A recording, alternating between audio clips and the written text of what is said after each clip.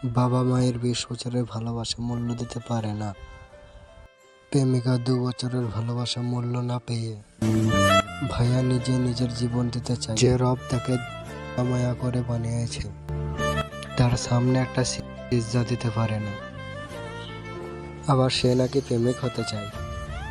কত দুঃখদার।